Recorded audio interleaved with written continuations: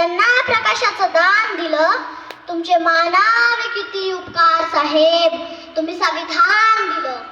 भारत देशात अनेक राष्ट्रपुरुष जन्माला आले, पण एक महान पुरुष, महामानव, विश्वरत्न, भारतरत्न डॉक्टर बाबासाहेब आंबेडकर यांना मानाचा मुजरा.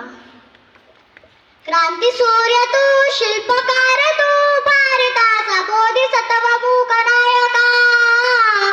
मोडल्या रूढी त्या परंपरा, दिव्यतेच्या तुझ सकल न्यायदायका. जीवन तुझे आवास प्रेरणा, दाही दिशा तुझीच गर्जना. गर्जना भीमराया, माझा भीमराया. अंधरूढीला, परंपरेला ठोकर मारणारा, दीनदलितांना मुक्त स्वतंत्र मिळवून देणारा, भारतात हक्क मिळवून देणारा या महामानवाचा जन्म 14 एप्रिल 1891 रोजी मध्य प्रदेश, इंदौर, महू या गावी झाला. त्यांच्या वडिलांचे नाव रामजी, आईचे नाव भीमाई, आडनाव सपकाळ. रामजी हे एक सुभेदार होते. बाबासाहेब 1 वर्षाचे असताना त्यांची आई वारली.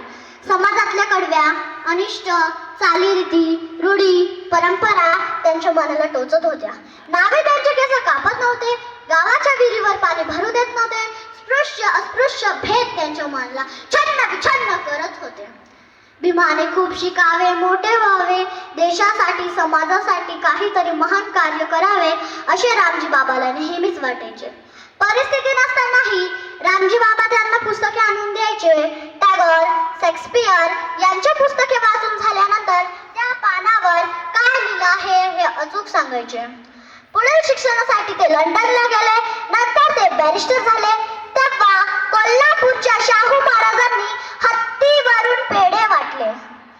साताऱ्याला प्राध्यापक म्हणून नोकरी केली, पण नोकरीत मन करमेना. देशासाठी समाजासाठी काहीतरी करावे ही भावना त्यांना स्वस्थ बसू देईना. मूक नायक पत्रिका काढली. महाच्या पाण्याला स्पर्श करून सर्वांसाठी चौदार केला. समाज जागृतीचं काम केलं. मनुष्य मुक्तीचं दहन केलं. हिंदू म्हणून जन्माला आलो पण हिंदू म्हणून मरणार नाही ही प्रतिज्ञा केली.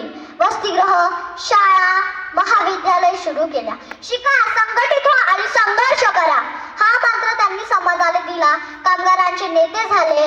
हिंदू कोटबिलासाठी कायदा मंत्री पदाचा राजीनामा दिला. पुढे त्यांनी देशाला संविधान दिलं. नागपूरला बुद्ध धम्माची दीक्षा दिली. अनेक ग्रंथ लिहिले, अनेक पुस्तके लिहिले. अशा या महामानवाचे महापरिनिर्वाण 6 डिसेंबर 1956 रोजी झाला. सारा जग सागर हळहळला.